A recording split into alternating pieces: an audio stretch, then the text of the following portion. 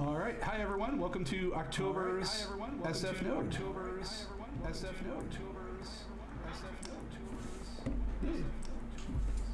think we got someone echoing, but oh no. Oh no, we go on mute.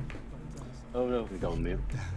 Oh no, we go on mute. So we've got one talk tonight, and a kind of an opportunity for us to test out a new social streaming platform called Rambly.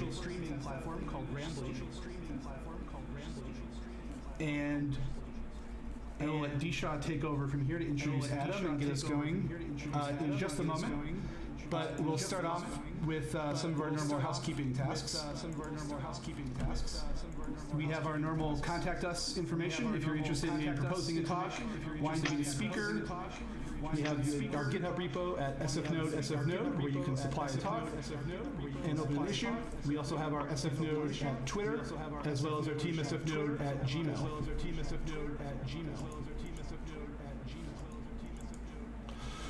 We also do have a code of conduct. This is the same code of conduct that we have when we are in person, and even though we are online, we still ask folks to please respect this code of conduct. If you have any questions, please feel free to reach out to any of the organizers or open an issue on our GitHub repo, or we can discuss any questions that you may have. So here is our Ramble. So we talked about Rambly. I'll turn over to Disha. We want to talk a little bit about Rambly. Absolutely. Let me get off mute. Absolutely. Right. So, we're primarily considering our home right now to be YouTube. So YouTube.com/SFNode. After the talk's done, you're invited to head to Rambly. You're actually invited to head nowish, because you can actually see it in the Rambly session. So Rambly is a really cool project by David Gutman, who runs JSLA, and it is a proximity-based audio experience. So avatar-based, and it comes closest to what I've seen. To enable us to gather in a social space, but like when we're in a social space, we often don't all gather and like cluster and do the same thing, or just have one individual who's monopolizing everything. Says the loud person that talks over everybody. But I try not to. Anyway, Rambly enables us to gather in a community space and gravitate towards conversations, join a conversation, listen in, ask a question. So it's a really engaging, distance oriented experience, virtual experience that will migrate there after Adam's talk is done, and explore that, and we might even use that as our launching off point, for next week, since it's pretty compelling. Cool, excellent. You want to introduce Joe? Should I kick into the introducing Adam, or any other housekeeping? All right. Nope, that's so my goodness, it's been a minute, and most meetups have kind of shut down. We can't go and do our normal thing, which would be rotating around various business venues here in San Francisco. Not viable. We're kind of really tooled to do that. And we're experimenting here with a virtual experience because one, there was someone who needed a virtual experience, and he made a bunch of noise about needing that virtual experience, and we found a way to accommodate that need. And as is my want, with that need, you also get some extra responsibilities. Welcome to the SFNode team. Thank you, Dan. But my goodness, Adam Miller, I couldn't think of a more perfect individual to kick off our sort of toe back into meeting up together than Adam Miller, and the really compelling topic that he is going to share tonight. When we were debating whether we should go back in, right here before the election, I was like, I'd really love to go and kind of remind folks about civic responsibility and tune into that as much as anything in the Node community right now. So I'm over the moon at the opportunity to have Adam Miller share what he's been doing and helping out the political system and how he's doing that with Node and open source practices and experience. And thank you, Adam, for doing this, and thank you for prodding us to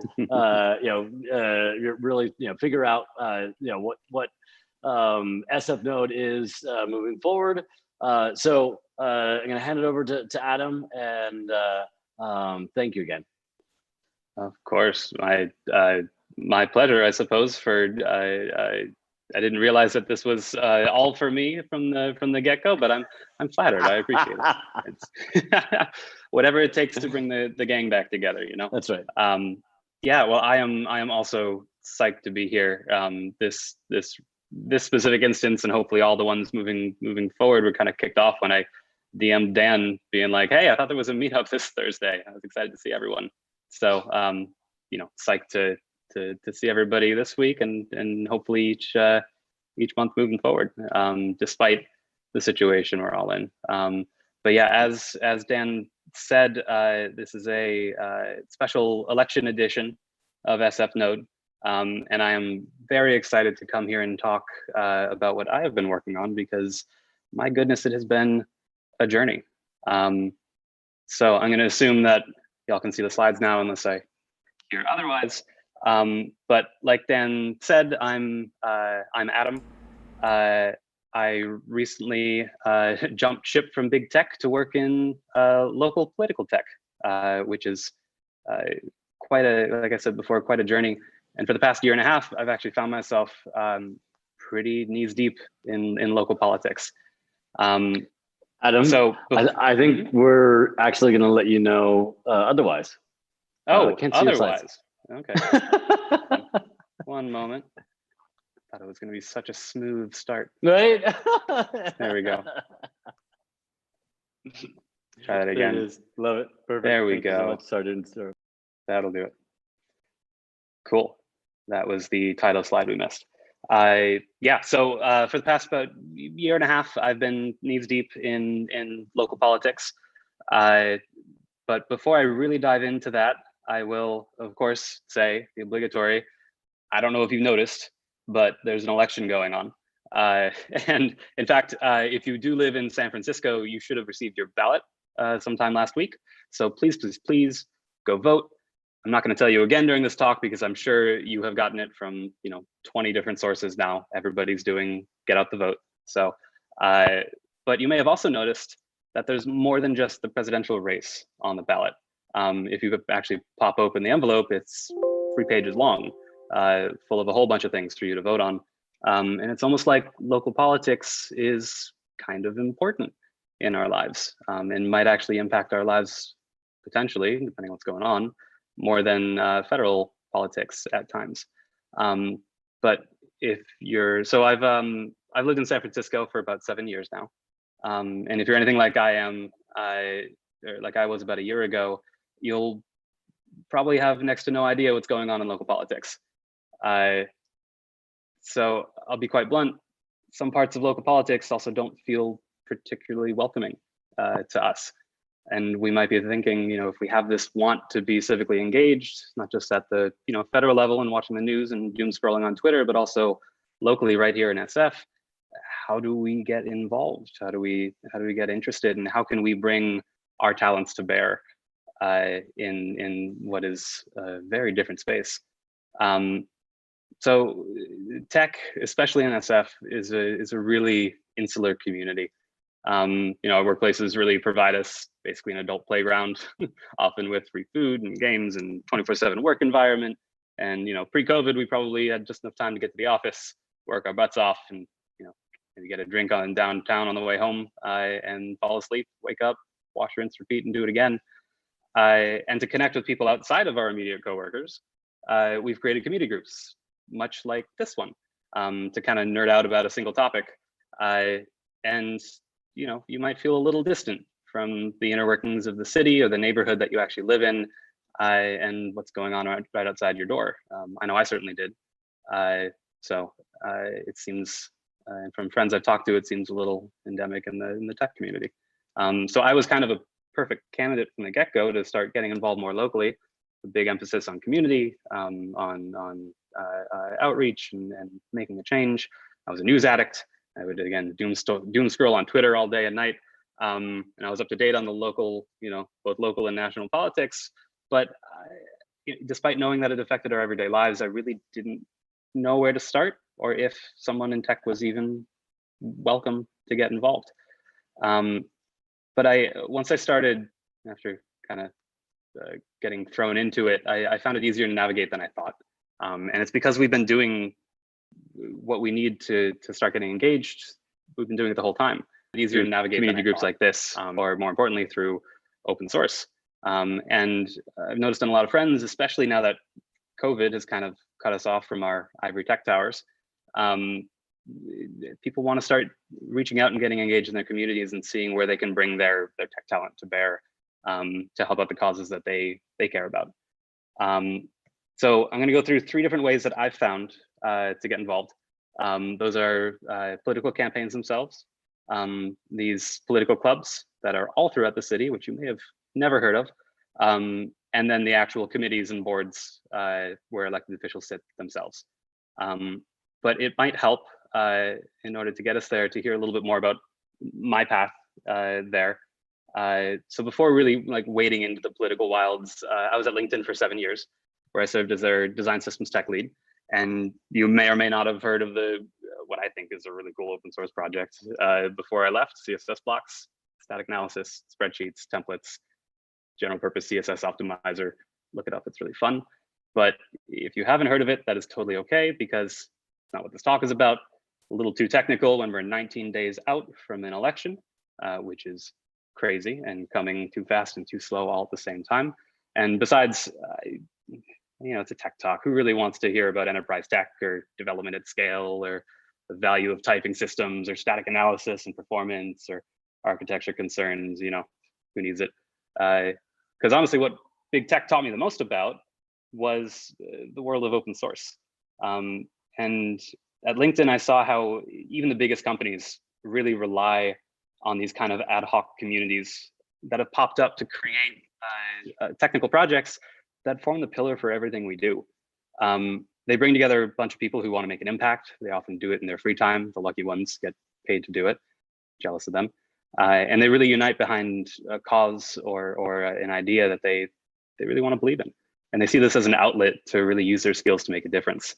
And my speaker notes say just kind of wax poetical about the beauty and power of open source, but I will save you the hour-long recitation. But working at LinkedIn gave me the privilege, and I want to emphasize the privilege, to dive even deeper into the open source technology that I really cared about and caught my eye, and gave me the opportunity to give back to the JavaScript community that I love being a part of. And that's why we're here, Node. LinkedIn was the reason why I was able to attend my first conference.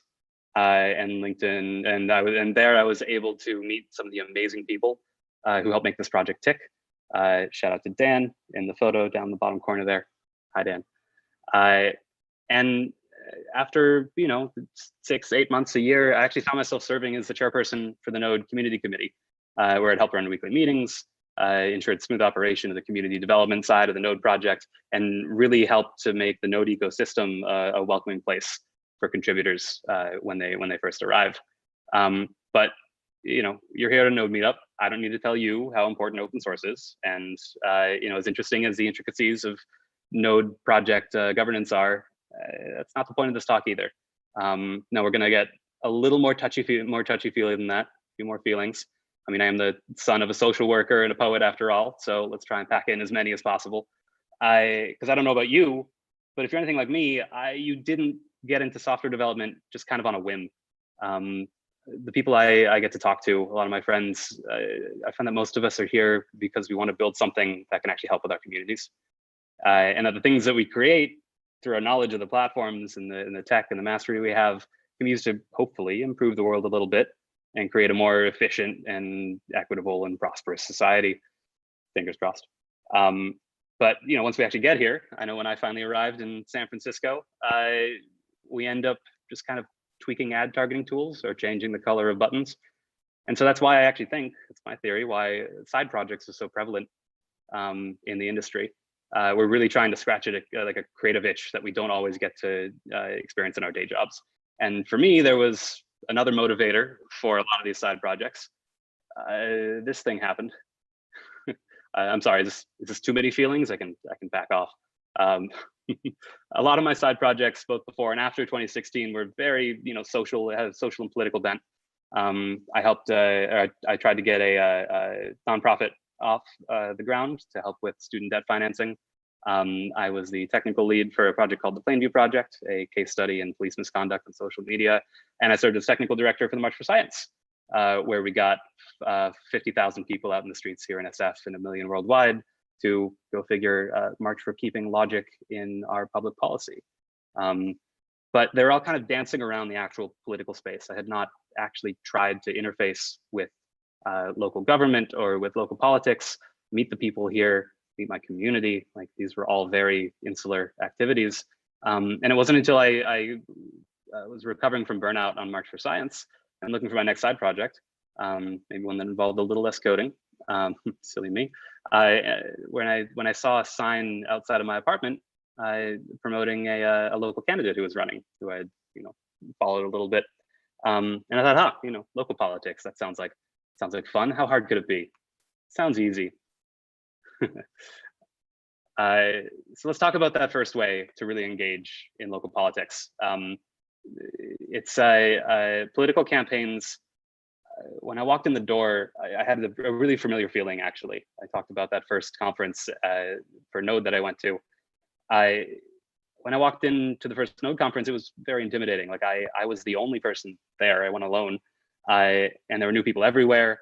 Everybody seemed to have friends. Everybody was talking and chatting and hanging out and talking about stuff that at the time I didn't know about, laughing at inside jokes. And even once you get into the Node community, there's a recurring joke about drinking from the fire hose of GitHub issues. You get notifications up the wazoo once you actually subscribe to one of the repos, and it's just impossible to keep track of a lot of the stuff that's going on. And as a new person, an outsider, you are intimidated by the new group. And that is exactly the feeling I had when I walked into a campaign office for the first time. However, I found myself falling back on my own advice for how to deal with something like this. Whenever I got asked when I was helping out with the community committee, how do you get started in open source? Like, where do you start? I always had 3 very easy answers to that. Number 1, you have to show up. For all of these volunteer organizations, this goes for open source or for local politics, or hell, even for national politics. It's the people in the room that make the decisions, and the people in the room that actually get to do what they want to do.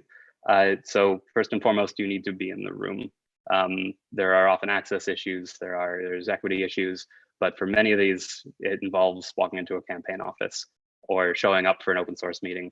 There is, for many of these things, there is a door open, so you just have to make sure that you are present when it happens. Number 2, you need to start small, and this is not necessarily to earn the trust of the people around you, but so that you have an opportunity to listen and watch and learn and see how the process is built up from before you got here. There's past knowledge here that you don't know, and starting small and working on small bug fixes if you're in an open source repo, or phone banking, just dialing phone numbers. Yes, it is below your pay grade. Yes, it is unskilled labor, most likely.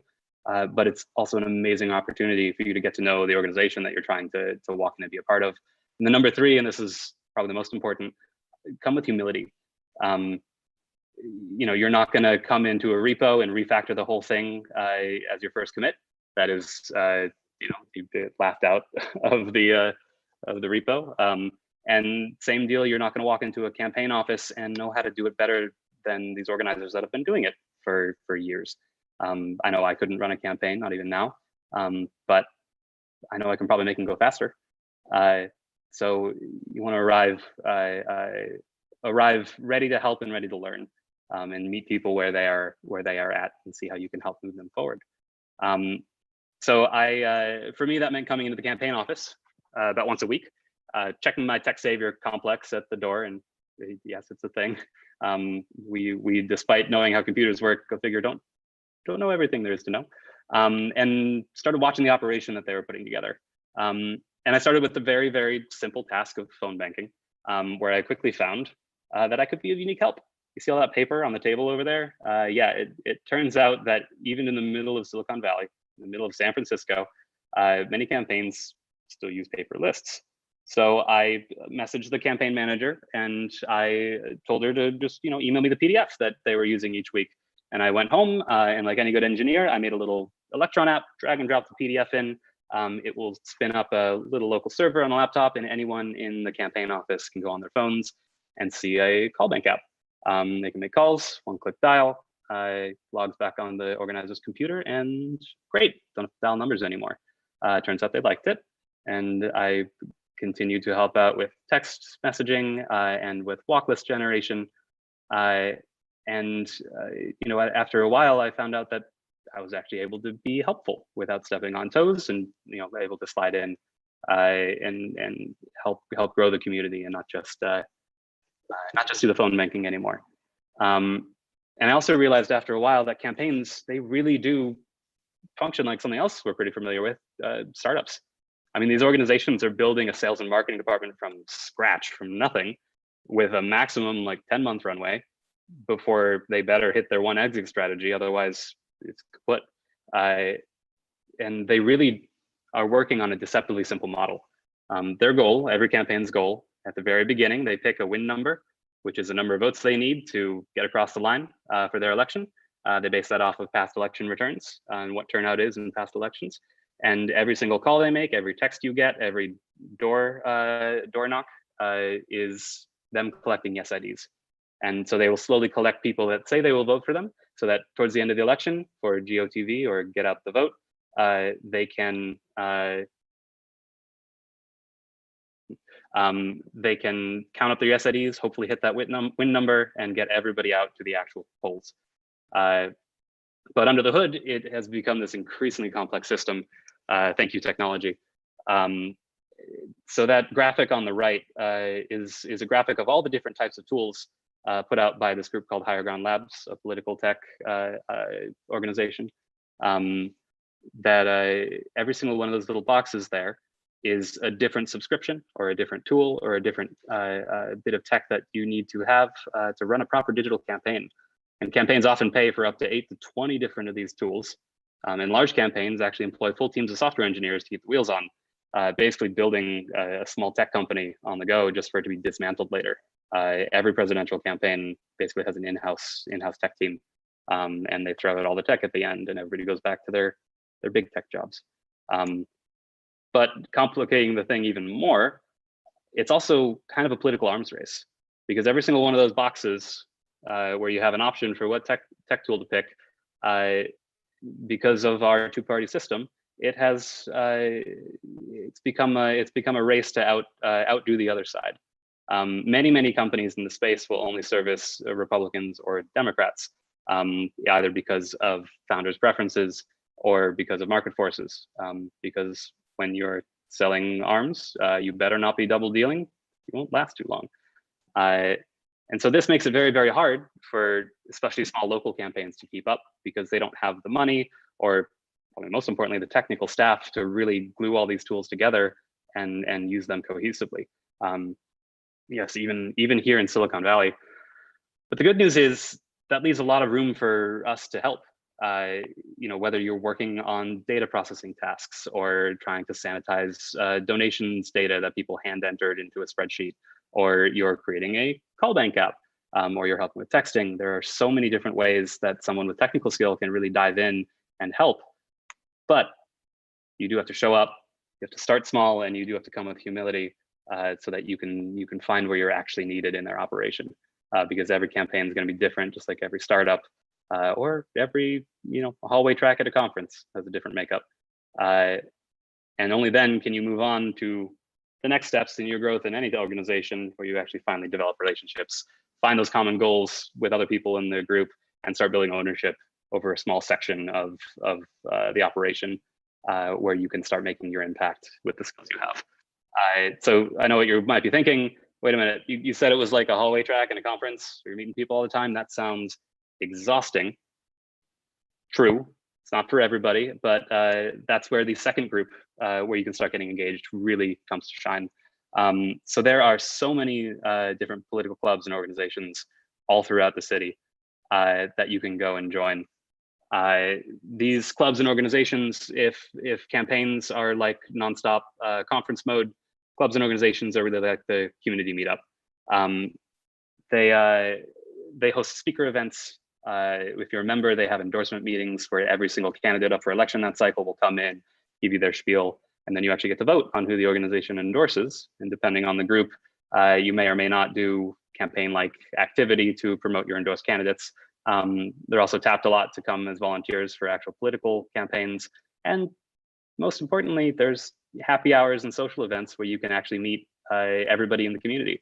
So they're an amazing vehicle for somebody who's not, doesn't want to get into startup mode and build an airplane as they fall off the cliff on a campaign, to still stay really engaged and still make an impact and have a voice that can be heard. So there are a lot of these in the city. It's occasionally hard to find out who is who and where to find them and how to get in touch with them. The local SFDCCC, Democratic Party, has a bunch of chartered clubs that you can find on their website. They're often organized around an interest group, like the Harvey Milk Club or the Alice B. Toklas LGBTQ clubs, the Asian Pacific Democratic Club, the Brownie Mary Democratic Club, if you just need to relax during this election, because God, don't we all? And special call out to SFYD, who I'm a member of. If you're under 35, you can be a member of the Young Democrats. Great organization. But there are also non-DCCC charter groups out there as well. So these are sometimes partisan, sometimes not, but always, coalescing around a single idea. So you got the Bicycle Coalition up there if you're inclined to support motorless transportation through the city. Spur and EMB for development and development and housing issues. SFWPC, Women's Political Committee, got the League of Conservation Voters, Sierra Club for environment-focused people here, SF Tenants Union if you're also worried about housing. There's a whole slew of people that you can find your interest and get this group of folks who want to be engaged in a similar way that you are. And I guarantee you, each and every one of them will also have some way that you can bring your technical skills to bear in their area. But what happens if you maybe want a little bit of less of a time commitment, or sorry, instead of wanting that less of time commitment, you actually you want more. If you're the type of person who just dreams of standards bodies and technical specs, or if you like draft open source governance documents for fun in your free time, or if you've woken up one morning to find that like in a fever dream and a sheer act of willpower, you just converted your whole code base to TypeScript, then elected committees, boards, and public comment sessions might be for you as well. These are where the real nitty gritty happen. These are like the equivalent in open source is you are serving on a steering committee or on a technical committee, and you are drafting the stuff that makes the internet tick. This is for the real nerds. Shout out to the real nerds. So all of the elected bodies do host public meetings, and many of them include opportunities for public comment, where you can come and actually voice your opinions. And I can assure you that these communities are nice and tight knit, and if you do want to get deep down into the nitty gritty of what makes policy tick, this is where you go to find like-minded people who you can talk about it with. Because after all, the work product, not that different from ours. They call it the US tax code for a reason. It's just programming, but for people. So that is a very quick overview of the 3 different ways that you can really get involved, and a little bit about my journey into local politics through either campaigns, clubs, or committees, whichever one you seem to fit in best with. But for each and every one, you have to make sure, and even outside of politics, for open source too, you got to show up, start small, and always come with humility so that you can build a thing and save the world, hopefully all together. Yeah, so thank you. If you have any questions and or even just want to get connected to one of the local community groups, please feel free to reach out. I am always here to help and connect you with where you want to be.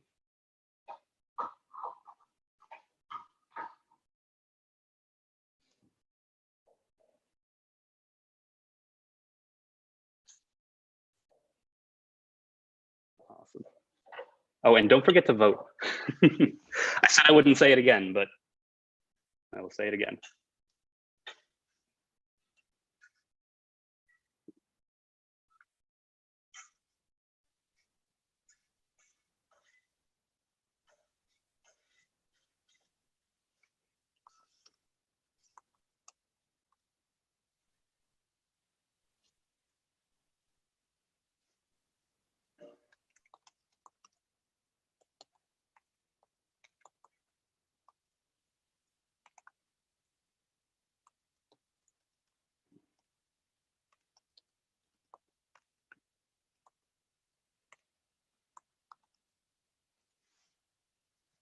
Joe, yeah, you apparently are muted, so I can hear you, but YouTube can't hear you.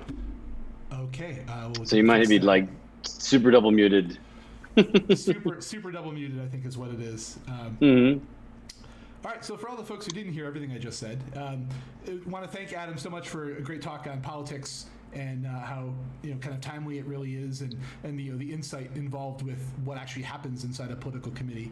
But this kind of is going to be the end of our live stream. We are going to move the party over to Rambly though, so please hop on into Rambly SFNode channel. That's a spot where we can kind of all interact and talk with each other. A little bit more fun than just kind of a static stream where you can kind of watch but not participate. So I want to thank everyone for joining us for the October Node.js SFNode meetup, and we're going to try to be back for next month as well. I think we have one talk already lined up, but we will see you in Rambly.